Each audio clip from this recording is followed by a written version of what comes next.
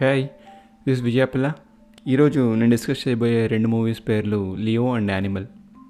చాలా రోజులైంది of course ఇవన్నీ రిలీజ్ అయ్యి, మీరు చూసేసే ఉంటారు. అందుకని నేను స్పాయిలర్స్తో సహా డిస్కస్ చేయబోతున్నాను. ఇన్ కేస్ మీరు చూడకపోయి ఉంటే కనుక ఇది మీకు కాదు. లియో నేను తమిళ్లో చూసాను హాల్లో, అండ్ తెలుగులో నెట్ఫ్లిక్స్లోకి వచ్చాక చూశాను. సో లియో స్టోరీ అంటే రెండు స్టోరీస్ బేసిక్గా లియో అండ్ యానిమల్ రెండింటికి మెయిన్గా యాక్షన్ వర్కౌట్ అయింది. అది ఒక ఎంటర్టైన్మెంట్గా తీసుకుంటుంది ఇప్పుడు ఇండస్ట్రీని. ఎంత యాక్షన్ ఉంటే అంత ఎంజాయ్ చేస్తున్నారు జనం. అలానే రెండింటిలోనూ ఫాదర్ సన్ మధ్యన రిలేషన్షిప్ గురించి ఉండింది story. Though they are different, but father and son మధ్యన జరిగే గొడవలే యానిమల్ అండ్ లియోలో మెయిన్ ప్లాట్. ఇంకా లియో విషయానికి వస్తే లియో ఎల్సీయూ మీదన అని చెప్పి మనందరికీ తెలుసు. ఎల్సీయూ అంటే అదే లోకేష్ సినిమాటిక్ యూనివర్స్. సో ఇందులో మేజర్గా మనం అంటే స్టార్టింగ్ నుంచి మీరు అబ్జర్వ్ చేసుకుంటే ఎల్సీయూకి సంబంధం ఉండదు to be honest. Second half మధ్యలో చిన్న బిట్ వస్తుంది, మళ్ళీ లాస్ట్లోనే మీకు రివీల్ అవుతుంది అండ్ టైటిల్స్ పడే ముందు, క్రెడిట్స్ ఇచ్చే ముందు. నాకు మెయిన్గా లియోలో నచ్చింది ఏంటంటే యాక్షన్ పార్ట్ కొంతవరకు బాగుంది. ఆ తర్వాత స్క్రీన్ ప్లే అదిరింది. అంటే మనకి తెలుసు ప్లాట్ చాలా వీక్ లియోలో. మీరు మొత్తం స్టోరీ అంతా చూసుకుంటే ఇంతేనా అనిపిస్తుంది ఎవరికైనా స్టోరీ చెప్తే. బట్ ఆ టేకింగ్ ఆ విధానం అదంతా కూడా బాగా తీసుకుంటూ వచ్చాడు ఫస్ట్ హాఫ్లో. సెకండ్ హాఫ్ స్టార్ట్ అయ్యేసరికి కొంచెం ల్యాగ్ ఉండింది. అండ్ పెర్ఫార్మెన్సెస్ అవన్నీ బాగుండడం వల్ల, మ్యూజిక్ అది బాగుండడం వల్ల జనం కూర్చోగలిగారు అట్లీస్ట్ ఎండ్ వరకు. అండ్ విజయ్ కూడా యాక్షన్ చాలా బాగా చేశాడు. ఇంకా నాకు నచ్చిన పాయింట్స్ ఆర్ లియోలో ఇవి కొన్ని పెడితే ఇంకా బాగుందేమో అనిపించిన పాయింట్స్ ఏంటంటే, ఇది బేసిక్గా ఫస్ట్ ఎల్సీయూ అన్నారు. అంటే ఎల్సీయూ అంటే ఇప్పుడు ఖైతీ, విక్రమ్, రోలెక్స్ ఇందులో ఏదైతే వస్తుందో అందులో పార్ట్ అని చెప్పేసి అన్నారు. మనకి అది ఎక్కడా కూడా కనెక్షన్ అనేది స్టార్టింగ్ నుంచి ఎండ్ వరకు ఎక్కడ ఉండదు. అది ఎండ్లో జస్ట్ కమల్ హాసన్ ఫోన్ చేసిన వెంటనే ఓకే ఇది ఎల్సీయూలో పార్ట్ అని చెప్పేసి అంటారు. నేనేమనుకుంటున్నానంటే ఇన్ కేస్ ముందే అంటే ఇప్పుడు పార్థిబన్ అంటే హీరోని, విజయ్ని వాళ్ళ ఫ్యామిలీని అటాక్ చేయడానికి రకరకాలుగా వస్తుంటారు జనం ఫస్ట్ హాఫ్ నుంచి ఎండ్ వరకు. ఎక్కడో అక్కడ కన్నా ఎక్స్ప్లెయిన్ ఎగ్జాక్ట్లీ ఎక్కడ మార్కెట్లో ఒక ఫైట్ ఉంటుంది. ఈ మార్కెట్లో ఉన్న ఫైట్ దగ్గర విజయ్ ఏమో ఒకడు కొడుతూ ఉంటే ఫ్యామిలీ ఒక పక్క నుంచి ఉంటుంది. ఇప్పుడు వాళ్ళని అటాక్ చేయడానికి వచ్చినప్పుడు స్నైపర్స్తో ఎవరైనా వచ్చి షూట్ చేసి ఆ ఫ్యామిలీని కాపాడినట్టు అయితే అక్కడ అది మనం గౌతమ్ వాసుదేవ్ మీనని అనుకోవచ్చు, లేకపోతే ఆ కానిస్టేబుల్ ఎవరైనా వచ్చి అతను కాల్చున్నట్టు అని అనుకోవచ్చు మనం ఆ సిచ్యువేషన్ అలా జరిగినప్పుడు. అది లాస్ట్లో కనుక రివీల్ చేసి ఇలా కమల్ హాసన్ ఫోన్లో మాట్లాడినప్పుడు 2 సార్లు అటాక్ 3 సార్లు అటాక్ అయినప్పుడు నిన్ను నీ ఫ్యామిలీని నువ్వు లేనప్పుడు కాపాడింది ఎవరనుకుంటున్నావు, మా టీమే అని చెప్పి అప్పుడు రివీల్ చేసి ఆ షార్ట్స్ కనుక చూపిస్తే ఇంకా ఇంపాక్ట్ పెరిగేది. అంటే Kamal Haasan is watching him through out the film. ఆ స్టోరీ అతని లైఫ్ అంతా వాచ్ చేస్తున్నాడు, అవసరమైన చోటు వెళ్ళి హెల్ప్ చేస్తున్నాడు బేసిక్గా. ఎందుకంటే is a good man now, ఒకప్పుడు కాదు ఇప్పుడు is turned out to be good man. అందుకని ఇతనికి హెల్ప్ చేస్తున్నాడు బికాజ్ అతను ఒక ఎసెట్ అవుతాడు టీంలో అని అనుకుని కమల్ హాసన్ హెల్ప్ చేస్తున్నాడు అనిపించవచ్చు. సెకండ్ది ఇప్పుడు లాస్ట్లో ఫైట్ అవుతూ ఉంటుంది, త్రిష ఒక్కరితో ఇంట్లో ఉంటుంది పిల్లతోటి, హైనా వస్తుంది. ఇప్పుడు ఇంతమంది అటాకర్స్కి ఇతను ప్లాన్ చేసి వెళ్ళిపోయాడు లియో అన్న క్యారెక్టరు. ఈ ప్లాన్ చేసి వెళ్ళిపోయినప్పుడు ఇప్పుడు కూడా గౌతమ్ వాసుదేవన్ మేనన్ కొంతమందిని చంపుతూ ఉంటాడు. ఇన్స్టెడ్ ఆఫ్ గౌతమ్ వాసుదేవన్ మేనన్ ఈ మళ్ళీ కమల్ హాసన్ తాలూకు యొక్క స్నైపర్స్ కానీ వాళ్ళ టీంలో కానీ వాళ్ళు వచ్చి హెల్ప్ చేస్తే విజయ్ అనుకుంటాడు ఇది గౌతమ్ వాసుదేవ్ నన్ను హెల్ప్ చేస్తున్నాడేమో అనుకుంటారు. కానీ లాస్ట్లో అతను వచ్చి అంటాడు, somehow it all worked out for you, me constable అందరినీ చంపేశాడు అంటే. కానిస్టేబుల్ని అడిగితే నేను పైన వాళ్ళందరినీ చంపలేదండి, లోపల వచ్చిన వాళ్ళని చంపాను, పైన మీరు చంపారేమో అనుకున్నాను అంటే, సారీ నాకు తెలియదు అటాక్ అవుతుంది అందుకే నేను రాలేదు అన్నప్పుడు కమల్ హాసన్ ఫోన్లో మళ్ళీ ఆ అటాక్ కాపాడింది నేనే మీ ఫ్యామిలీని అని చెప్తే ఎల్సీయూకి జస్టిస్ జరిగేది. ఇది ఏమైందంటే ఫోర్స్డ్, మీరు రివ్యూస్లో కూడా చూసుంటారు ఫోర్స్డ్ ఎల్సీయూ అని చెప్పేసి అన్నారు కదా, సేమ్ థింగ్ ఇదే అయ్యింది. అది ఎందుకు పెట్టలేదో నాకు తెలియలేదు. ఇప్పుడు సడన్గా కమల్ హాసన్ ఫోన్ చేసి నువ్వు మా టీంలోకి వచ్చి జాయిన్ అయ్యి ఈ దత్తూరాలు వేరే చోట్ల కూడా చాలా చోట్ల ఉన్నాయి అవన్నీ కూడా అంతం చేయాలంటే ఎందుకు చేస్తాడు అసలు? నిజంగా ఇప్పుడు దాకా జరిగిన 2.5 అవర్స్లో జరిగిన లియో ఆర్ పార్థిబన్ క్యారెక్టర్ ఏదైతే ఉందో ఆ క్యారెక్టరు జస్టిస్ చేయడు. ఆ పర్టికులర్ అలా ఫోన్ చేసి అడిగితే ఎల్సీయూలోకి వచ్చి జాయిన్ అవుతావా, మా టీంలోకి వచ్చి జాయిన్ అవుతావా అంటే. ఎందుకంటే ఇప్పటివరకు అతను చేసింది తన ఫ్యామిలీ కోసం, ఎవరైనా అటాక్ చేస్తున్నారు వాళ్ళ ఫ్యామిలీని అంతం చేస్తారని కాబట్టి అతను వచ్చాడు. ఇప్పుడు వాళ్ళ ఫ్యామిలీని అంతం చేయట్లేదు, జస్ట్ వేరే ప్రపంచాన్ని కోసం ఆర్ ఇండియాలో ఉన్న డ్రగ్ అంతా బయటకు తీసుకొచ్చి మనం కాపాడాలి ఇండియాని అంటే ఇతని రాడు ముందుకి. ఇతను ఓన్లీ ఫ్యామిలీస్ వర్క్ అని చెప్పేసి ఇప్పటివరకు మనం చెప్పారు. ఎందుకంటే వేరే వాళ్ళని అటాక్ అవుతుంటా కూడా వెళ్ళి కాపాడిన సీన్స్ ఏమి చూపించలేదు లైక్ హీరోయిజంగా వెళ్ళి, ఎక్సెప్ట్ ఆ ఫస్ట్ సీన్లో వెళ్ళి యానిమల్ హైనాని కాపాడడం తప్పితే. ఆ హైనాని కూడా ఎందుకు కాపాడాడంటే ఇతను యానిమల్ ప్రొటెక్షన్ దాంట్లో ఉన్నాడని ఆల్రెడీ చెప్పేశారు. So that is his kind of act and also is role to be played, అందుకని అలా చూపించారు. సో ఇది తప్పు ఏమో, or how is going to justify in the next film అని నాకు అనిపిస్తుంది లోకేష్ ఈ యొక్క మిస్టేక్ని. మిస్టేక్ అని కూడా చెప్పలేం, బట్ సమ్ నెగ్లిజెన్స్ బేసిక్గా జనాలు యాక్సెప్ట్ చేస్తారులే నేను ఏం పెట్టినా అని చిన్నది ఉంటుంది కొంచెం పెద్ద డైరెక్టర్స్కి. సో దాంతో అలాగా అది గడిచిపోయిందని నేను అనుకుంటున్నాను. ఆ తర్వాత మనకి సెకండ్ హాఫ్లో ఇంకా జస్టిఫికేషన్ అవ్వని ప్లాట్ ఏదైనా ఉందంటే అది ఫ్లాష్ బ్యాక్. లియో ఒక ఫ్లాష్ బ్యాక్ అసలు సినిమా అంతటికి వీకెస్ట్ ప్లాట్ అదే నాకు అనిపించింది. అంత స్ట్రాంగ్ క్యారెక్టర్ అని చెప్పి లియో అన్నారు. హార్డ్లీ 20 minutes కూడా ఉంటుంది మనకి ఫ్లాష్ బ్యాక్. అసలు లియో ఫ్లాష్ బ్యాక్ నిజమా అబద్ధమా అనే తర్వాత రూమర్స్ అదేంటి ట్విట్టర్లో గట్టా చెప్పారు, కానీ విచ్ ఇస్ నాట్ ట్రూ. అవన్నీ మనం స్పెక్యులేట్ చేసుకుంటుంది. బట్ ఏది చూపించారో దాని గురించి మాట్లాడుకుంటే కనుక లియో ఆ పోలీస్ ఆఫీసర్ నుంచి ఆ డ్రగ్ అదంతా తీసుకురావడం లారీ దగ్గర, బేసిక్గా Leo entrance is really bad. అసలు అలా చూపించాల్సిన అవసరం లేదు. ఏదో సడన్గా ఫైట్ జరిగిపోయి వచ్చేసి సాంగ్ పాడేసి సాంగ్లోనే ప్లాట్ రివీల్ అయిపోయి ఇట్ ఈస్ నాట్ రియల్లీ అంత ఇంపాక్ట్ లేదన్నమాట జనాలకి చూసేటప్పుడు. ఇట్ ఈస్ నాకు హాల్లో కూడా అనిపించలేదు, ఇంట్లో కూడా అనిపించలేదు. ఓకే సంజయ్ దత్ ఉన్నాడు, సంజయ్ దత్కి ఇలా మూఢనమ్మకాలు ఉన్నాయి అని చెప్పారు. బట్ ఇద్దరు లైక్ ట్విన్స్ ఇద్దరిని కూడా బలిచ్చేయాలి, ఇద్దరిలో ఒకరిని బలిచ్చేయాలి, ఈ కాన్వర్జేషన్ ఏదైతుందో ఆ సాంగ్లోనే మొత్తం అంతా అవగొట్టేయడం ఇట్ వాజ్ టూ ఏమంటారు చాలా క్లీషేడ్గా ఉంది అదంతా. నాకు నచ్చలే. అది ఇంకా బాగా తీయచ్చు, ఆర్ ఫ్లాష్ బ్యాక్ ఇంకొంచెం 30 minutes 40 minutes పొడిగించవచ్చు అనిపించింది. ఎంతసేపు నేను లియో కాదు అని. Of course I know what's director is trying to do. Director చూసిన ఆడియన్స్ని కన్విన్స్ చేస్తున్నాడు బేసిక్గా. అతను లియో కాదురా బాబు అని మనం కూడా కాదన్నప్పుడు ఎందుకు ఇంత టార్చర్ చేస్తున్నారు అనే ఫీలింగ్ తెప్పించడానికి సినిమాని 1.5 hours నడిపించాడు అక్కడ వరకును. లియో కాదని. అంటే మనం కూడా నమ్మిసామా లియో కాదనమాట, నిజమే అనమాట, నిజం కాదు వీడు అని మనకు అనిపించిన తర్వాత ఎస్ నేనే లియో అంటే అది పెద్ద ట్విస్ట్ లాగా ఇట్స్ నాట్ రియలీ ట్విస్ట్ మనకి, టు బి ఆనెస్ట్. అంటే ఈ తరంలో సినిమాలు చూస్తున్న వాళ్ళకి ఇట్ ఈస్ నథింగ్.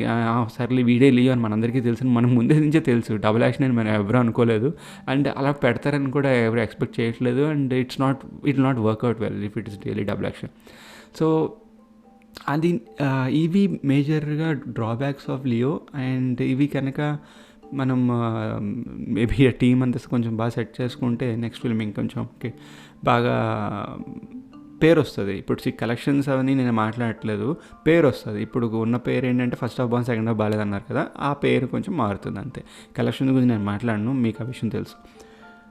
నెక్స్ట్ మనం మాట్లాడుకోబోయే మూవీ పేరు యానిమల్కి చాలా మిక్స్ టాక్ ఉంది. అంటే దో ఇట్స్ కలెక్టింగ్ 850 crores అదంతా పక్కన పెడితే నచ్చిందా నచ్చలేదా అంటే చాలామంది కొంతమంది అట్లీస్ట్ నాకు తెలిసిన వాళ్ళు అదే చెప్పలేకపోతున్నాం. కొన్ని బాగున్నాయి, కొన్ని బాగాలేవు. కొంతమంది కల్ట్ అనే వాళ్ళందరూ కొంచెం బాగా యూత్ బ్యాచ్ అనమాట. అంటే 18 to 25 ఈ బ్యాచ్లో ఉన్నవాళ్ళు బాగా సూపర్ మూవీ అది ఇది అంటున్నారు. కానీ కొంచెం ఏజ్ పెరిగే కొద్దీ మనం అంత వైలెన్స్ అదంతా భరించలేము కాబట్టి జనరల్గా ఏంటంటే ఓకే కొన్ని సీన్స్ బాగున్నాయి, కొన్ని సీన్స్ బాగాలేవు అనే ఫీలింగ్ కూడా వస్తుంది మనకి. అంటే గూస్ బంప్స్ వచ్చిన సీన్స్ ఉన్నాయి, ఇంకా అరే ఈ డిస్కషన్ ఇక్కడ ఆపేస్తే చాలా రబాబు అనుకునే సీన్స్ ఉన్నాయి. ఫర్ ఎగ్జాంపుల్ అండర్వేర్ సీన్ ఉంది ఫస్ట్ హాఫ్లోనే, జస్ట్ ఇంటర్వెల్ ముందు. ఆ సీన్ ఎందుకురా ఇంత హంగామా పెడుతున్నాను అండర్వేర్ కోసం, చూస్తున్నంతసేపు అదే అనిపిస్తుంది. ఎందుకంటే మీకు ఫ్యామిలీతో వెళ్ళినప్పుడు లేకపోతే మీ చుట్టుపక్కల వేరే 4 పెద్దవాళ్ళు కూర్చున్నప్పుడు మీకు ఆ ఫీలింగ్ ఉంటుంది, ఏంట్రా ఏం చూపిస్తున్నారా నువ్వు స్క్రీన్ మీద అని మీకు ఆ ఫీలింగ్ మనసులో వచ్చింది అనుకోండి, దట్ మీన్స్ మీరు కొంచెం పెద్దవాళ్ళు అయినట్లు లెక్క. సో ఆ ఫీలింగ్ తోటి ఈ అండర్వేర్ డిస్కషన్ ఏదైతే ఉందో, ఎందుకురా ఇంతలా సాగతీస్తున్నాయి ఈ అండర్వేర్ డిస్కషన్కి, అక్కడ షేవింగ్ గురించి ఇదంతా నాకు నచ్చలేదు టు బి ఆనెస్ట్. అంటే అదంతా కట్ చేయొచ్చు కదా అనిపించింది ఎడిటింగ్లో. ఈ సినిమాకి ఎడిటింగ్ మనకి చేసింది సందీప్ రెడ్డి వంగానే. సో అది మెయిన్ ప్రాబ్లం. ఒక డైరెక్టర్ ఎడిట్ చేస్తే మెయిన్గా మనకి ప్రాబ్లమ్స్ ఓవర్లుక్ అయిపోతాయి. అంటే అతను చూడ్డు ఇది పర్లేదు బాగానే ఉంది, ఎందుకంటే అతనికి నచ్చిందే తీసాడు. బేసిక్గా ఆయన ఏమనుకున్నాడో అది తీసాడు. 4 hours మూవీ ఎంతో కొంత, ఆ మూవీని ఎంతో కొంత కట్ చేసుకుని అబ్బా ఈ సీన్ ఇక్కడ ఉండాలి అని చెప్పి బలవంత పెట్టించుకుంటాడు డైరెక్టర్ కొంతమంది. కానీ అలాంటి డైరెక్టర్ ఎడిట్ చేసుకుంటే ఇదే ప్రాబ్లం. ఎక్కడ తీయాలో తెలియదు, ఎక్కడ ఏది ఉంచాలో తెలియదు, అన్నీ కావాలనుకుంటాడు. ఎందుకంటే అన్నీ తనే తీసాడు కాబట్టి. అందుకే director never should be an editor. Editor can become a director but he should not edit his own film at the end. అది మెయిన్ పాయింట్. ఈ సినిమా అక్కడ బేసిక్గా ఎందుకు ఇదంతా అంటే బేసిక్గా ఆ ఫ్రెడీ ఎవడైతే ఉన్నాడో వాడు అండర్వేర్ హీరో వేసుకోవాలి కాబట్టి అనే పాయింట్కి ఇదంతాను.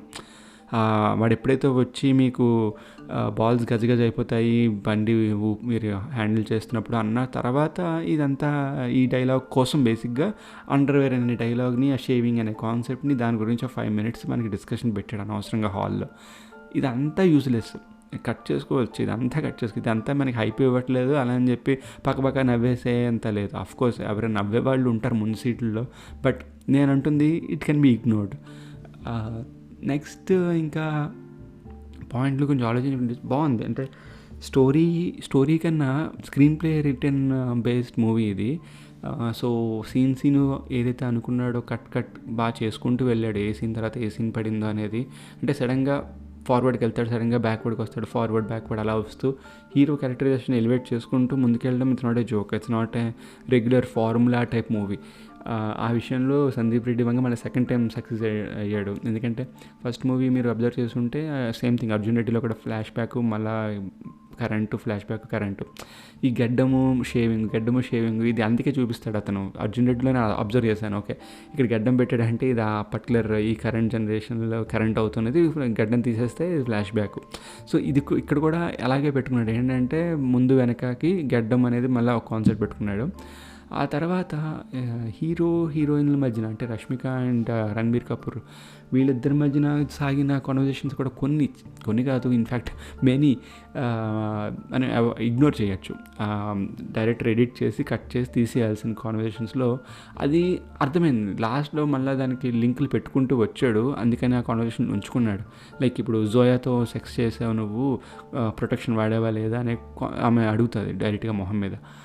అదే అక్కడ అనిపించింది, అరే ఇంకెంత అడుగుతుంది రా డీటెయిల్డ్గా అని అనిపించింది. అప్పటికే మనకి అనిపిస్తుంది చాలా అడుగుతుంది డీటెయిల్స్ అని అనిపిస్తుంది.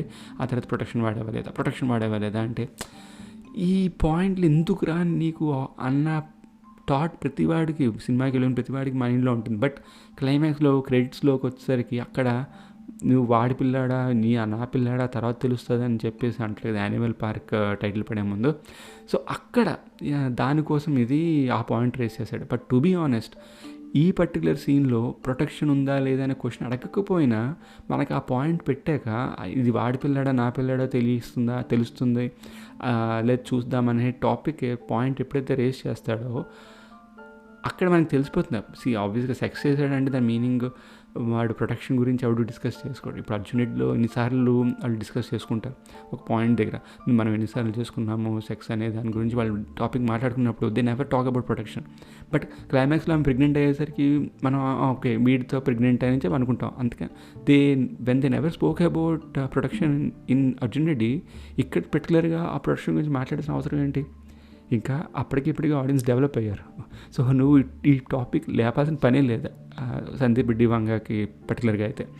కానీ he wanted to put it there, ఎందుకంటే క్లారిటీ, నేను చెప్పాలనుకున్న పాయింట్ ఇంత పక్కాగా చెప్తానని చెప్పేసి అని అనుకున్నాడు కాబట్టి ఇది అక్కడికి రిలేట్ చేసుకున్నాడు. లేకపోతే అసలు అది కూడా అన్నెసెసరీ పాయింట్ అక్కడ అంత డిస్కషన్ ఆమె కన్ఫ్రంటేషన్ సీన్స్లో.